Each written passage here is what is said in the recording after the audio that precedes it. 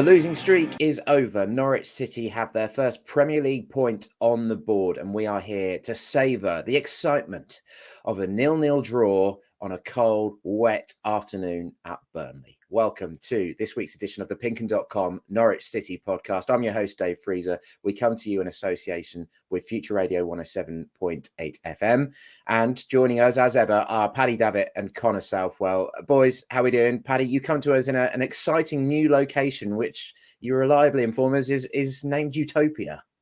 Yeah, it's not some nirvana that I've decided to gravitate to leave behind goalless draws in the damp and the drizzle at Burnley. No, it's the self-titled room here at Archant Towers. And I suppose I've got to tell the story why I'm sat here, because normally I'd be sat in my house.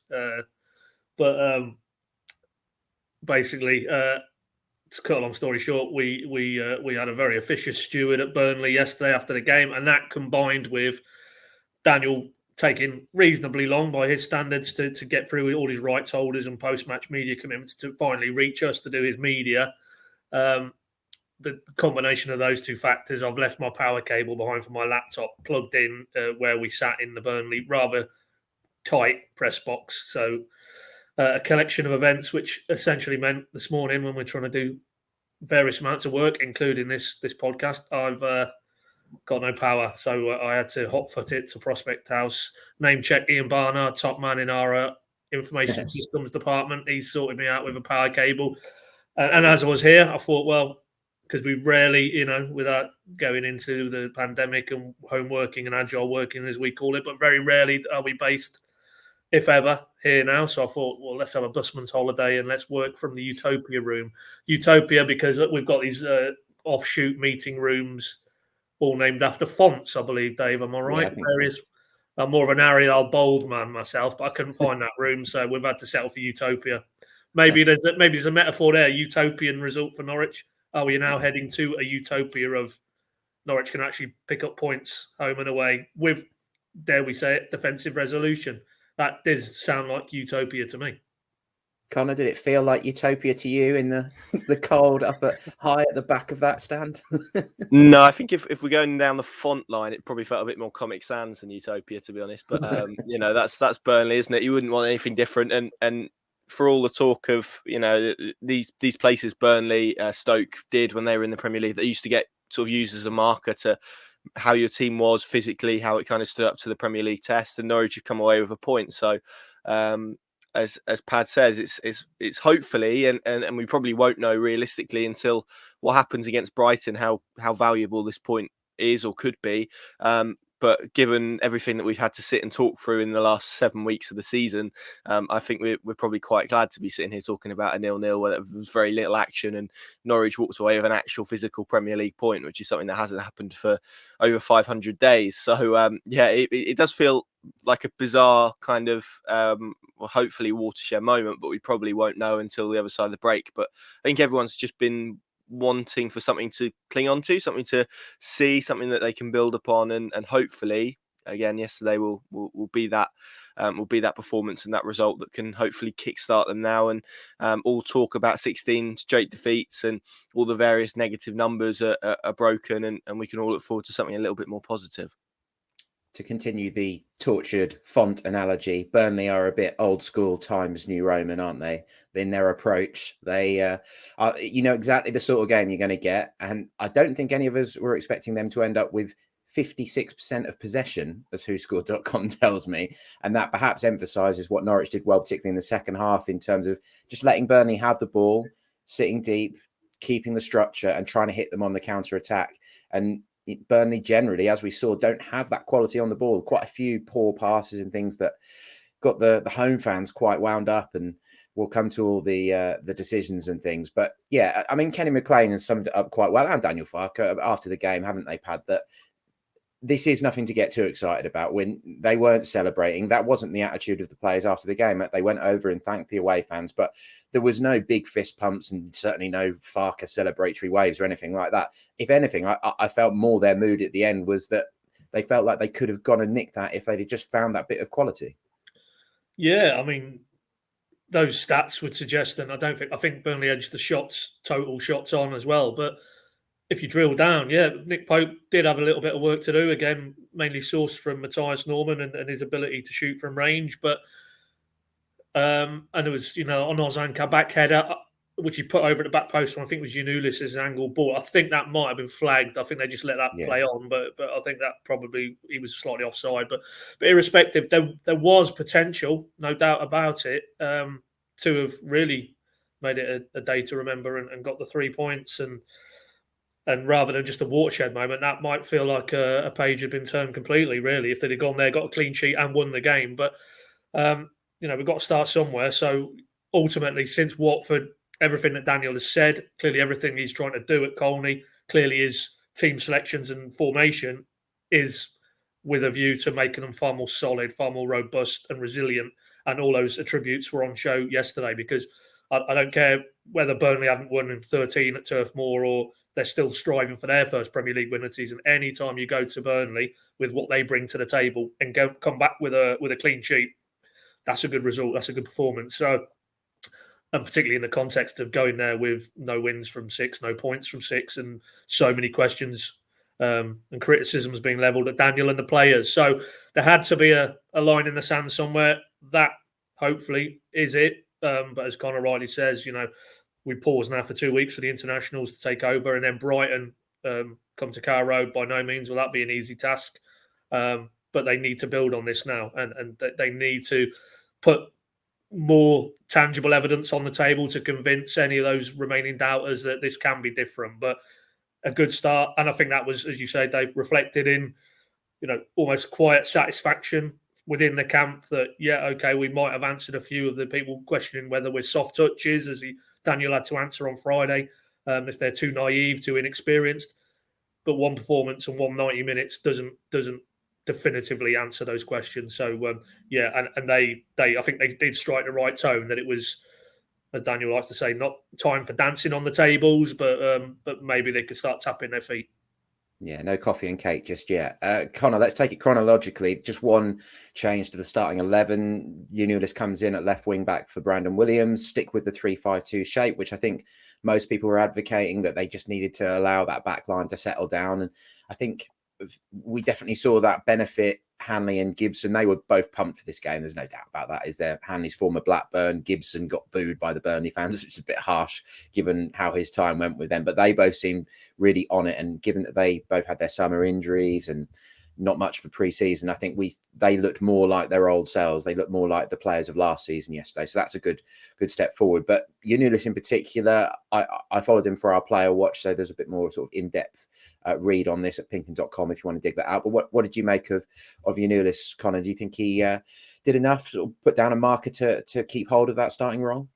Yeah, I think so. I think it was evident sort of what he offers Norwich from an attacking perspective, which we probably all knew anyway. I don't think we learned anything new about Dimitris Giannoulis. I think it's probably more a system point, and that this system probably caters for him a little bit better in the sense that you don't necessarily, or he doesn't need to necessarily worry kind of about over his shoulder and defending constantly, because you've got that additional centre back there who can just kind of scoot across. So I think if Norwich are going to head in this direction, they are going to play a free at the back, and the evidence yesterday, as you mentioned quite rightly, the back three looked much more solid. The midfield three looks pretty solid, but it's going to be a big onus on the wing backs to produce from an attacking perspective and to get Norwich up the pitch as well. And they're kind of elements of the game that he does very well. So if Norwich are going to go to this system, then I think on the evidence of Brandon Williams against Everton and Dimitris Giannoulis against Burnley, you'd probably edge towards Giannoulis' performance out of the two. Certainly as balanced. There were times last week where Williams got the ball in kind of the attacking third in a crossing position and looked a little bit lost, to be honest. Whereas there was a nice moment relatively late on where Giannoulis broke away on the left and managed to beat a man and cut back in. Couldn't quite find an orange shirt in the box, but that was a glimpse of perhaps what he can offer you on the left-hand side. And I think for all the conversations we've had about him, it's never been about his attacking quality or his quality on the ball or how he gets Norwich up the pitch. It's been from a defensive perspective. And as a left back in a back four, there's obviously you have to take greater responsibility and ownership of your defensive work. In a back three, that doesn't necessarily matter as much, and you can kind of negate that a little bit. It was evident how much support he was getting from Kenny McLean on that side as well. So Yeah, I think he's done enough. I think he's done enough to keep that shirt the other side of the international break. And I have to say, I think if Norwich are going to stick with this system, then a wing back combination of Max Aarons and Dimitris Giannoulis, I think probably gives them the best balance going forward and at the back as well to make this system flourish, because a massive part of this formation is going to be on those two players and how well they can fulfill their individual roles. And if he can now maintain that level of performance, which is probably the best we've seen of him this season, then I think there's a lot of reason for him to be optimistic, and reason for Norwich to be optimistic that they can get what they need to get out of this system. It's just, for me, about ensuring that those guys can support enough when they attack. But they felt like they had a bit more freedom, as we saw in the second half against Everton, to really push up and make things happen. So, I think he's done enough to keep his shirt for Brighton, obviously injury permitting, and I think he will have left Turf Moor feeling pretty good about his performance, to be honest. Yeah, there was a moment when I was recording the video verdict after the game when just before I started recording, the players who hadn't played were warming down on the pitch with one of the coaches, and you've got Billy Gilmour, Brandon Williams in the pouring rain and cold at Burnley, warming down, going through the shuttle runs. And I just can't imagine that's what they were expecting when they joined on loan from Chelsea and Manchester United. So those boys are both going to have to dig in, because Williams didn't get in the England under-21 squad either. We had Ashley Cole at Carrow Road for the Watford game, so I'm pretty certain that Williams will have been one of the players that he's watching, but he's only on standby again. Max, of course, is still in the under-21 squad, so it's not quite happening for him yet. And I felt like Daniel's given him a good crack of the whip. So now Giannoulis probably deserves that same spell in the team to kick on, because I think this is, much like the team, a starting point for Giannoulis. That defensively, it's not like he was totally convincing. There were bad moments. There were certainly encouraging moments going forward as well. But he will need to improve. They all need to improve, and the confidence levels need to start raising as a team. Max, likewise, I thought he was pretty close to a very good performance yesterday, similar to the Leicester game, but I didn't think he did too much with it in the final third, really. I think its final ball was missing. To take all that on to the next stage, Pad, really, there was, in the live blog, particularly at PinkUn.com, there were concerns about what all this means in terms of the attacking players, Goalless and Rashica in particular, who they spent big money on, they've brought in. Where does this really leave them? Do you see it as the 3-5-2 is, for the moment, a bit of a temporary fix just to get a foothold, and that those lads will still have a big part to play, perhaps in a different shape, or are they going to have to force their way into this shape in the sort of short term? That's an interesting one. I mean, I have seen the narrative that I saw it again yesterday. You've spent, we'll just pick the ballpark figure out, you've spent 16 million on two wingers and they're not getting a game, or they're not getting much of a game. Could that money have been redirected better elsewhere? But this is, for me, anything of that nature in terms of extrapolating what's going on with those two, I think is a little bit rewriting history. They've been brought in to offer some more punch in the final third, but to repeat what we've already said, fundamentally, what is the point in putting Rashica, Goalless, whoever, Adamida, Sargent, Pookie in at the top end of the pitch if they were going to be as porous and as easy to score against at the other end? Because ultimately, it's not a basketball game. You're playing in the Premier League against the best teams and some of the best players in the world. And we saw it 2 seasons ago. They started off very well, and that expansive, progressive, almost freedom to their play got them results, notably Manchester City. But thereafter, the wheels came off, and it was an horrendous slog back to the Football League. And obviously, there was other elements in that in terms of the pandemic and so on. But ultimately, they were far too naive and far too open. So Daniel has said it. After Watford, if you're losing 3-1 at home to Watford, who basically punished that lack of defensive structure, lack of defensive organisation, capitalised on individual errors, then what chance have you got staying in this league? So it's almost stripping it back, putting foundations in place, and then you can put the roof and the other floors on the house, if you want to use that type of analogy. And part of that will be, no doubt about it, bringing Goalless and Rashica to the party. They've brought those players in. They've spent that money because they rate them and they think they can add something to Norwich in terms of the attacking element. But ultimately, the priority at the minute is defensively. So I think it's absolutely incredibly premature to be talking about why have we spent money on these guys? What was the point? Why can't they get a game? Get them in the side? Because ultimately, there's only so many elements that Daniel and his coaches can work on or prioritise at this stage, and very clearly, and I don't think most Norwich fans would disagree, they had to be better defensively, because if you need to go into a game and scoring 2 and 3 at Premier League level, forget it. They haven't got the quality, the depth of quality to do that every week. So they're going down again. So they need to come up with a different approach. And if that approach for now is a different shape and more of a defensive emphasis, but it gives them, as it did at Burnley, a platform to then add those elements over the coming games and weeks, then surely that would seem to be a better bet at trying to achieve what they're trying to achieve. And it'll be tough whatever way they go, whatever route, whatever players they put in, because we all know how big the divide is now. You know, Neil Adams himself, when he was sort of confirmed in post as assistant last week, he talked about in his previous role as loans manager, the steps between National League, League Two, not much, League Two, League One, but he said Championship to Premier League is a chasm basically now. And we've seen that in the early weeks. So I think it's a case of, you know, let's bed in a defensive system, and then I have absolutely no doubt in my mind, because Daniel has spoken liberally about why he wanted Rashica, why he wanted Zolis, what he thinks they can bring. They will get more than enough game time over the piece. And like Yanulis yesterday, like a Kabak or a Norman, when they get an opportunity, they need to take it. By no measure of means are we going to see Josh Sargent and Timu Pukki every single game between now and the end of the Premier League season. It's just not going to happen. So they will get their opportunities, but it's finding the right time. And don't forget, at Everton, when the game was in the balance, he turned to both of those players and he gave them the final quarter. It was just unfortunate that then Kenny McLean did what he did and Everton scored, and that was the game over.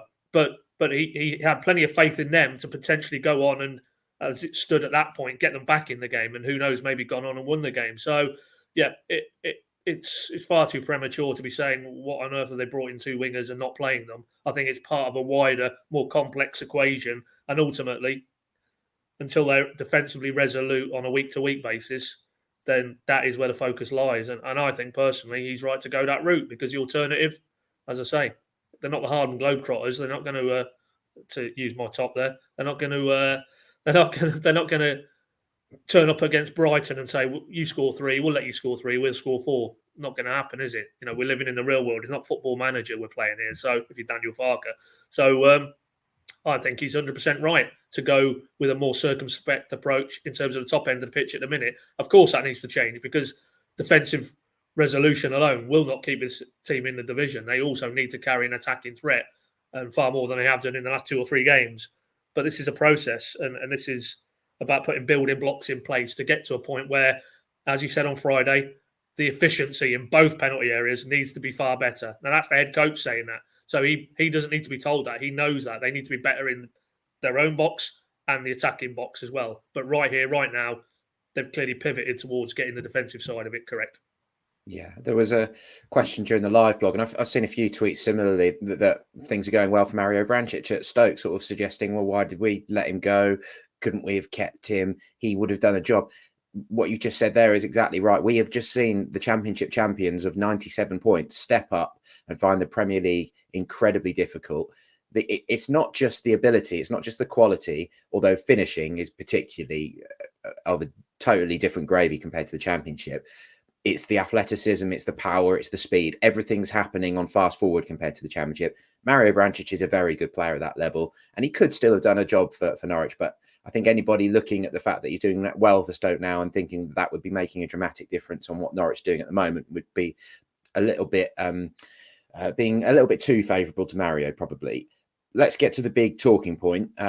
Danny Murphy on Match of the Day said he was absolutely gobsmacked that Burnley didn't have a penalty. 16th minute, really eventful, lively start to the game, wasn't it? Max Aarons fired one just wide.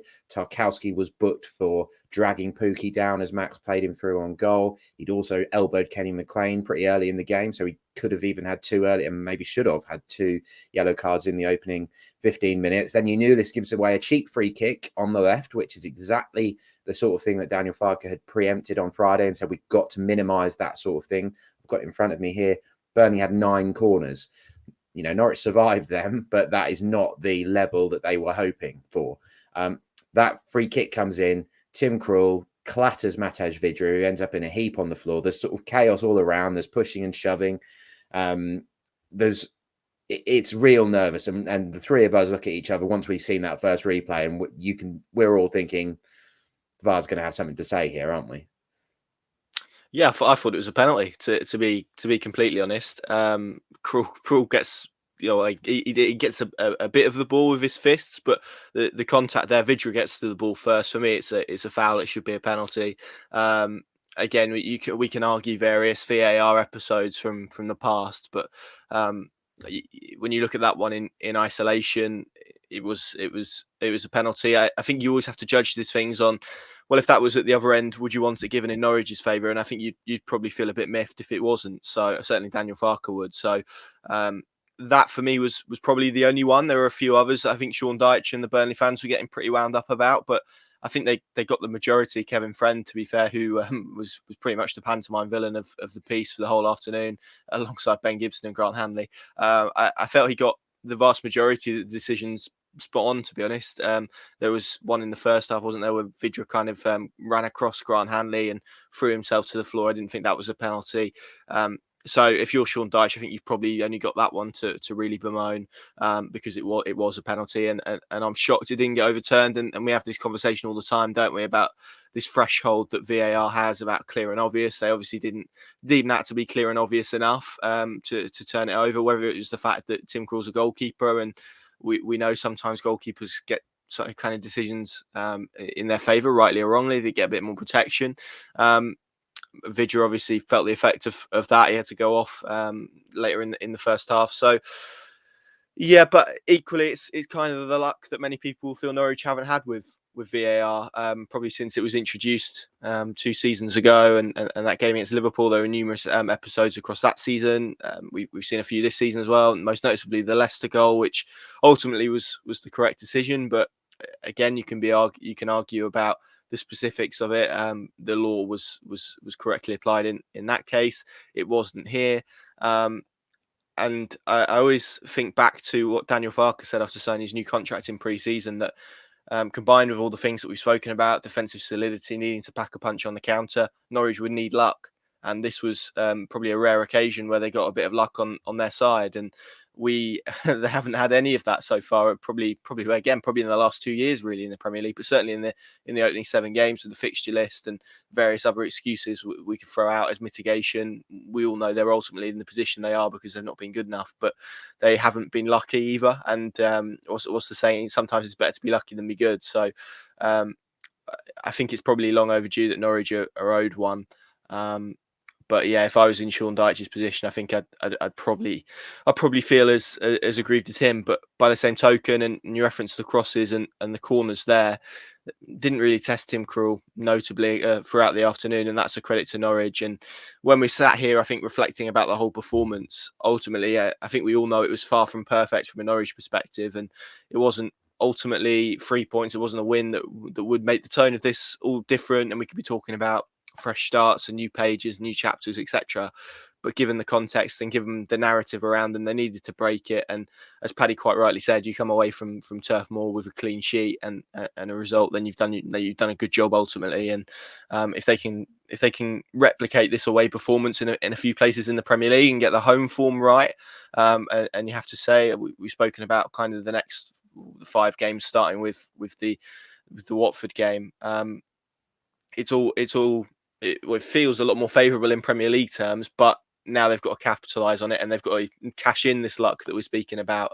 Not obviously on this occasion, and they need to make it count. And if they do that, and the luck falls in their favour continuously, and they can continue that defensive resolution, and they can find a solution to their kind of attacking issues, then we might begin to speak about a side that looks a bit more Premier League worthy. And just to go back to the point that Paddy was talking about and their attacking freedom, I listened to Sean Dyche's press conference on Thursday ahead of this game, and he was asked a question along a similar vein, really, about why Burnley have created more chances but look a little bit more open at the back. And he was talking, I think Steve Bruce has spoken about it as well, to be fair, that when you try and open up one end, often you find that that's to the detriment of the other end, and you try and do vice versa and it's the same. And actually the balancing act between the two is incredibly tough. So that's the challenge that Norwich face. But yeah, more luck like they had yesterday will be required as well if they're to stay in the Premier League. Yeah, and that balance, I think, is why a player like Kenny McLean remains a favourite of Daniel, isn't it? He's someone who can help you to strike that balance in terms of he can do it going forward, but he can also do it going backwards. I'm in agreement. I think they've got away with one. It should have been a penalty. If that happens to a Norwich player, all the Norwich fans would be as furious as the Burnley fans are that they haven't been given it. But ultimately, it just shows that with VAR, it is down to interpretation. It's still down. It was Craig Pawson who was the VAR at Stockley Park. And the only way I can really explain it, because we won't get an explanation, will we, is that if you watch the replay carefully, as they will have done if they slowed it down, Crawler's only got eyes for the ball. He is totally and utterly focused on trying to claim the ball. He's not going for Vydra. And if it's Grant Hanley challenging for a header with Vydra and they collide heads, that pretty much never gets given as a free kick or a foul, does it? It's sort of accepted as a consequence of the game, a collision. So that's the only real way I can make sense of it in my head. But yeah, it feels like they've got away with one. You highlighted there, Vydra, basically trips himself and tries to win a penalty. He also went down in a heap with Grant Hanley nearby, not really putting much pressure on him. Krul was not happy with that at all as he got in his ear. And later on, Ashley Barnes, was it? He went down, tried to win one with Max Aarons, who clearly won the ball. And Max was so furious and got in his face that it ends up with Max getting booked, despite the fact that it was the Burnley player who was diving. They had 5 booked. There was a few rough tackles in there, wasn't there, Padden? That's just what it's like when you go to Turf Moor. It's not just Dyche and his coaches and the players. The fans buy into that as well. They all are on the same page. And I don't have an issue with it. That should be... I'd love it if Carrow Road was a bit more like that, really, if it had a little bit more of an aggressive edge and put pressure on opposition teams a bit more and created that noise, because we were all getting uneasy, weren't we, expecting that pressure coming from the stands for every single decision, whether it was 50-50, whether it was nonsense, they were calling for everything, weren't we? And we were starting to get worried that the referee was going to sort of bow to that pressure and give a soft penalty or a soft decision. But thankfully he didn't, and he stuck to his guns. Yeah, I mean, it's a siege mentality they've got there, and every time I've gone, you feel it. And the only other place that's comparable for me recently is Bramall Lane, Sheffield United. That battle of Bramall Lane, the old Wilder coach driver rant. Angus Gunn was in goal that day. I think there was objects thrown on the pitch, but from that massive spy on cop, really intimidating places to go. Even though it's not like 30,000-40,000 in there, they do make a racket, and I think it is them, and Dyche probably is the main driver in creating that kind of, that we're almost interlopers as long as they've been in the Premier League now consecutively, that they are stylistically kind of outside of their own base. They're not going to have too many. You're not going to be based in the West Country and support Burnley if you've got no connection to Burnley. They're not a team who endear themselves to your neutrals. And Dyche would say, well, good, because we're ultimately about trying to stay in this division, and we'll do it by hook or by crook, and pushing the margins of gamesmanship, if you want to use that phrase, to their very limit. Daniel, when asked about the Dyche thoughts on the 2 penalty claims in his post-match, was a kind of along the lines of, well, that is kind of what Burnley and Dyche and those fans try and do, try and put pressure on officials, and almost a cumulative, they'll be in their ear constantly over maybe throw-ins and minor free kicks, but it's all with a view to when the big key incidents come along, maybe the officials feel just subconsciously a little bit that they maybe owe, a Burnley a decision along the way. And that was very much, I think, the case, the Carrow Road game, the final home game in the Project Restart game season, when it was 2-0 to Burnley. No, I don't know what the score was to Burnley that day, but it was 2 red cards. It was 2-0, was it? Yeah, 2 red cards.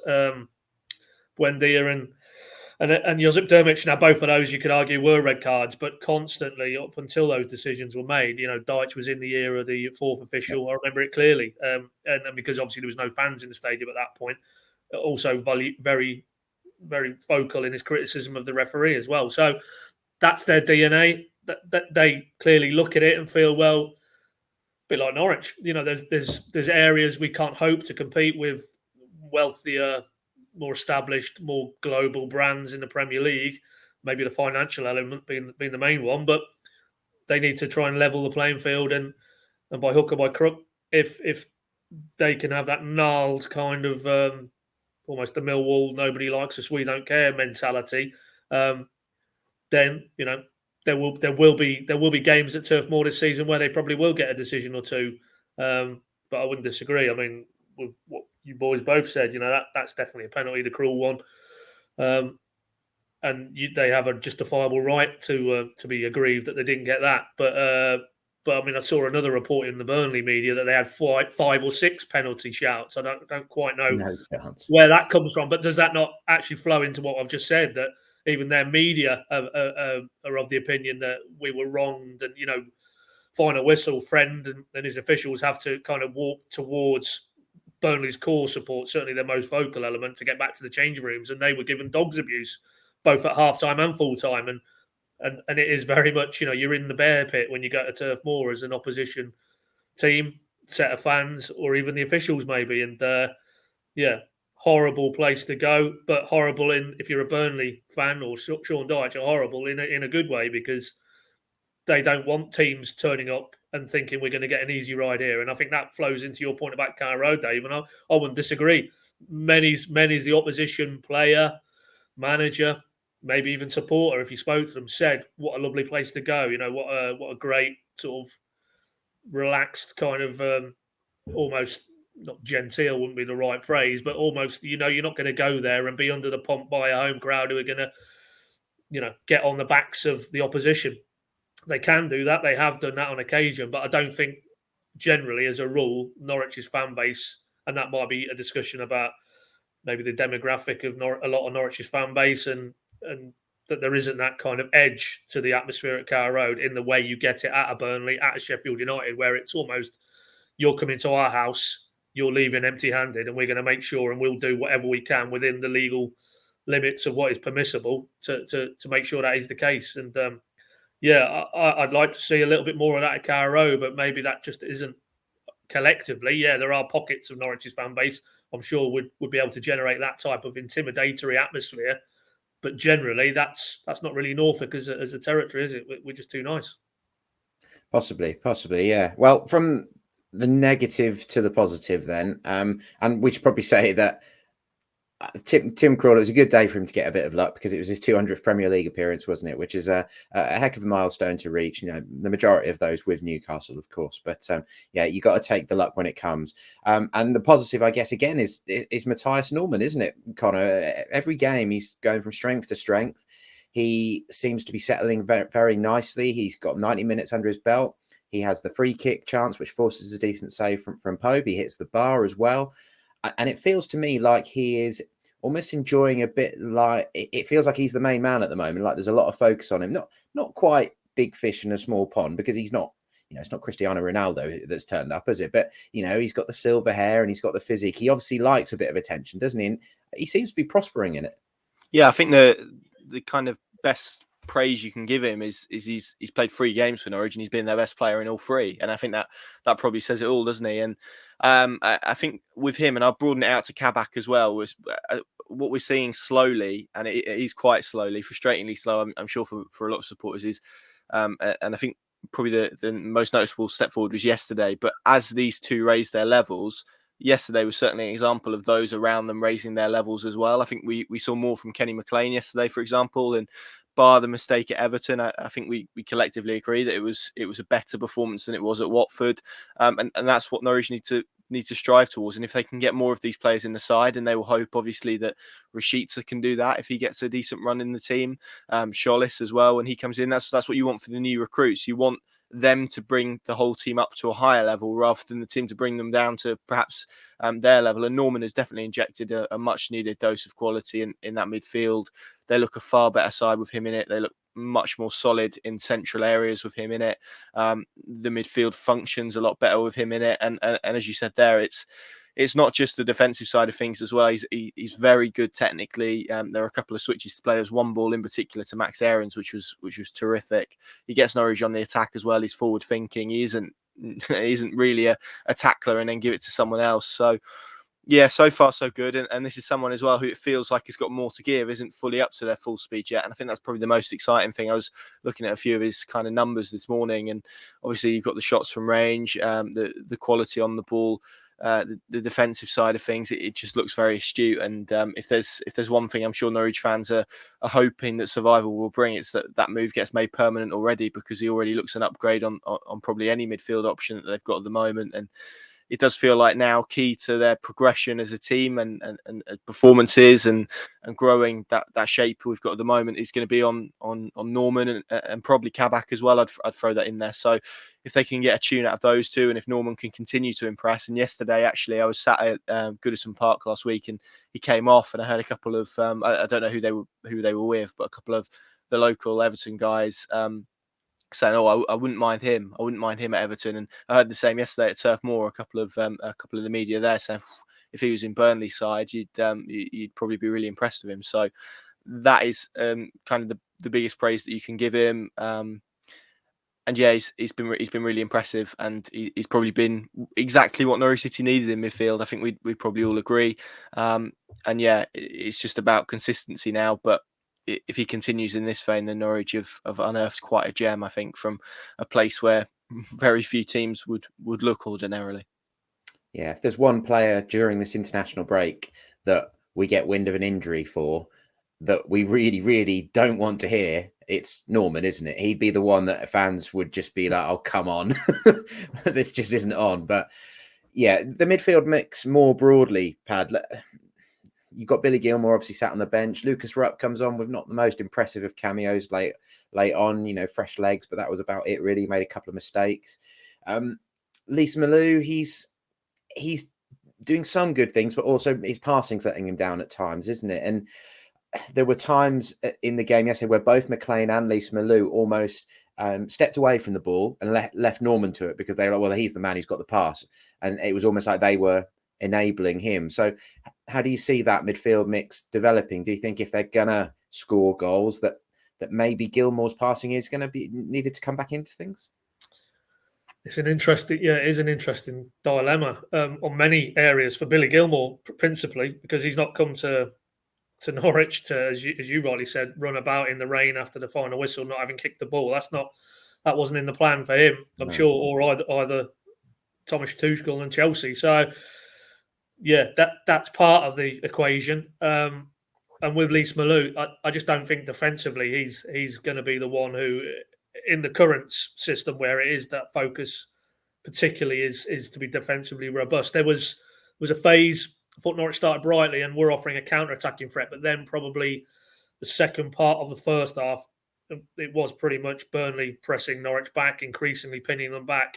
And they were getting a lot of joy in central midfield areas. And it didn't feel to me defensively, Lise Malou, Norman and McLean were all quite on the same wavelength. But I think of the three, McLean and Norman do have that more defensive resolution to them. You saw in the second half, actually, when Burnley went increasingly longer, increasingly direct. And then what they were trying to do is get knockdowns just in front of Norwich's 18-yard line. And the amount of time Norman was in that area and almost sensed that that's where the balls were going to drop and was able then to, added ballast to the defensive effort. You don't necessarily see that with Lise Malou. I don't think that's his game fundamentally. He is, talking about Mario Vrancic earlier on, I'd cast him in that mould. He's a bit lightweight without the ball. He can put his foot in, but it's just not his natural game, but on the evidence of what we've seen so far in a Norwich shirt. So in a midfield three that's being asked to maybe be more focused defensively, I think he does stand out a little bit in the current climate.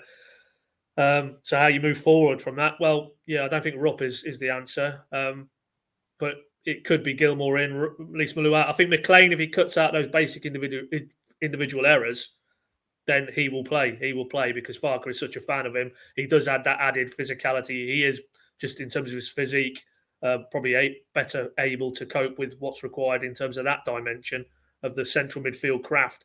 So as long as we don't get any more of this very sloppy, heads gone moments that leading to concessions, I see him retaining his place. Norman is a shoo-in. If he's fit, he plays, absolutely. So if you're going to retain the three, there's one place open, I think, and Lise Malou currently has the shirt. But if Norwich were able to, moving forward, feel they had that defensive solidity behind, then I think he would gravitate Farke back towards Gilmour for the simple reason you touched on it, his passing range. If you've got Aarons and you've got your Nulis flying down the flanks, and you've got a guy who can find them with quality deliveries and progressive diagonal balls, and as we've seen with Norman, then I think that does, going back to what the earlier debate was about, can Norwich now add a bit more productivity at the top end of the pitch? Gilmour dropped into that equation is possibly one of the elements that lead you to be a bit more dangerous going forward, because he's many things, and we've seen it already. He's not a defensively minded midfielder, but with the right protection around him, he's certainly on the ball. He could give Norwich a measure of control, get the tempo right, and bring others into play, because he has that quality on the ball. We've seen it. So, yeah, really interesting one for now. It feels like Lees-Malou is obviously the more conservative choice out of him and Gilmour, but I wouldn't be at all surprised if we move forward and they remain defensively sound as a unit, that we maybe see Lees-Malou dip out, because I just think overall maybe Gilmour's the better midfield option. But again, like with defensive areas, like with the discussion at top end of the pitch, there's so many moving parts to that midfield three, and we've not even touched on players like Jakob Sorensen, have we? So for now, I have reservations about Lees-Malou without the ball, but certainly on the ball, he has that quality. There was some lovely first-time passes dropped over the top for Pukki yesterday. He was getting himself in shooting positions. He had one or two shots, one decent one very wild lash on his right foot. So there's a lot to like about his game, but I just think, for me, the three central defenders, you can see that now. That's almost inked in if they continue to maintain those levels. The two wing-backs, I can see that, and I can even see Sargent and Pukki for the foreseeable, but I still think there's a debate to be had around the central midfield three, excluding Norman, who's obviously a shoo-in, probably first name on the team sheet now. Yeah, I think there's quite a few people who feel Sorensen's being a little bit hard done by at the moment, and that he's not involved at all, and that maybe he offers as much as Rupp and is a bit more of a player for the future that they gave a long-term contract to. We know that he can handle the physical side of things. He's decent in the air and he's very tidy on the ball, and just wonder whether he maybe will feel that himself as well. But I think Lees-Malou is a good example of, perhaps across the whole team, hopefully across the whole team, is that there's more to come still from a lot of these players. Kabak, we saw that brilliant Maradona-like surge into the Burnley half, and he eventually was chopped down by Jay Rodriguez. And with his defensive side of things, he's finding his rhythm, but there's more to come from that lad as well. And I think if Norwich is to succeed, then probably Lees-Malou is the one that they need to find more rhythm and to really hit the levels that have seen him be successful in France. Just finally then, Connor, just to talk about the strikers a bit, really, I felt equally, and as I've sort of said with Sorensen there, that Adam Eder was unfortunate to be brought on in the 90th minute, because I didn't think Josh Sargent had a great game, if I'm perfectly honest. Again, him and Pukki put themselves about, they're working hard, but I think I might have even said this in the pod last week as well. The ball isn't sticking up front. You haven't got somebody who is in that, Grant Holt, traditional centre forward mould, who's protecting that ball and allowing the midfield to catch up with them and give them options. Sargent is game for the fight, but he's not making the ball stick. Do you think Eder at least deserved more time off the bench yesterday? And do you see him potentially coming in against Brighton? Yes, to the first question, I think he probably can, although I think I can probably understand it from Daniel Farke's perspective as well, because there was a moment in the second half where it became quite noticeable that the decision would be to try and win the game or to make sure they didn't lose it. And I think quite rightly, given everything that we've discussed around the statistics and the starts of the season, Daniel Farke opted to not lose it. And I think that was probably the correct decision. Last week at Everton, he tried to get them back in the game, and obviously it backfired. Because when you're in games like that, if you can't win them, then just make sure you don't lose them. And that's what Norwich did yesterday. So yeah, I can understand it, but I agree with what you're saying. I don't think Josh Sargent had his best game, but what he does offer you is relentless running, high pressing, energy, effort. And I think probably they're the two at the moment for me. I mean, we've kind of spoke about the back three and the midfield three, and as Pad says, there's probably reasons for different people coming in, particularly in midfield, but that's probably the bit of it at the moment that doesn't quite feel right. The top two, Sargent and Pukki, don't really look like on the same wavelength yet. We saw a glimpse of what that could be against Watford when Sargent was kind of playing off the right and he drifted in, but since then it's looked quite difficult. They look quite isolated at times, and this is kind of where the balance needs to be struck, I guess. It's not entirely their fault, although Pukki probably had more service yesterday and was let down by his his first touch on a few occasions. I don't think that means Adam Idah comes in against Brighton, to be honest, because certainly from that Liverpool offering, which is the last time we saw him, he didn't do anything to really suggest that should be the case. What he needs now is a really good cameo off the bench, and until that happens, and look, in his defence, he needs to be given more minutes as well for that to happen. But until he scores a goal off the bench that decides a game or rescues a game, or there's a really good cameo, then at the moment I think it's quite difficult for him to stake his claim based off what we've seen so far this season from him. So that's difficult. I think what I could see more of is what we saw with Rashica. I think we could see Rashica come into that too quite feasibly, because I think he would offer Norwich with something a little bit different from an attacking perspective. He's probably willing to get more involved in deeper sort of phases of play than Teemu Pukki is, and equally has the same threat in behind. Not that I think Norwich are going to drop Teemu Pukki and put Rashica in there anytime soon. Absolutely not. But I think if you look at it, and if, as we said, that for now they're going to persist with this formation, I think we'll probably see more of Rashica off the bench than we will Adam Idah coming into those front two positions. But yeah, I think it's quite a tireless task at the moment, because, like you say, as much praise as we've given Sargent, he's not really looked like scoring a goal yet, and that is probably a little bit of a concern, and it still does feel like the onus really is on Teemu Pukki to score, or Norwich City really struggles. So that they're going to have to find a remedy for that inevitably. I don't think it's certainly for now Adam Idah, but that doesn't necessarily mean the answer is Josh Sargent and Teemu Pukki either. So yeah, I'm not quite sure what the solution is and how they go about it. It might be that they drop one of those strikers and look to put in a Todd Cantwell, for example, and maybe go for a one in front of the three, and then just a sole striker up front, and whether that provides them with a bit more creativity. So, I mean, the one thing Daniel Farke has got is options. So that's a positive. We're not speaking about him having to maybe rotate Josip Drmic or Denis Srebeni in, with all due respect to those players. So I think they're in a nicer position, but it's something that, again, as we've spoken about throughout this pod, that they need to find a solution to, and pretty quickly if they're to get Premier League wins on the board, let alone Premier League points.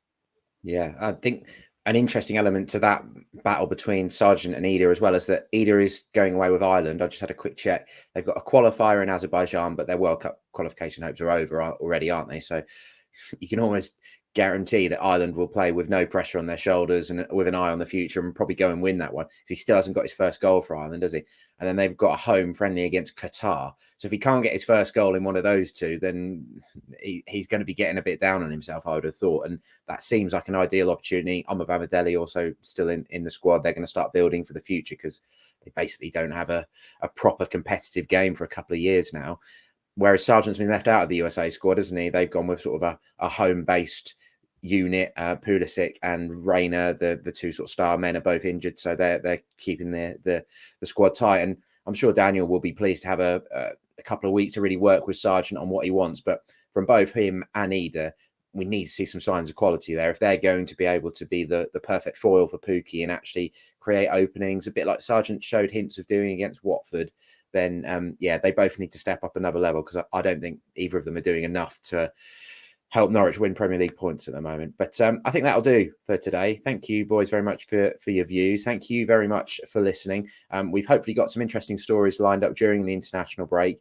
And of course, we will keep you up to date with everything that's going on around Europe in terms of the World Cup qualifiers and where the Norwich players are. I think there's 12 players who are called up. So there will be various bits and pieces to keep an eye on. But for now, thank you very much for listening. We've got a couple of weeks to wait until that Brighton home game, which already feels like a really important match. And I'm sure you're all looking forward to getting back to Carrow Road and trying to roar on the players like the away fans did yesterday, because they definitely deserve a lot of credit. They really stuck with the players and helped them to grind out a very satisfying 0-0 draw at Burnley. Thanks for listening.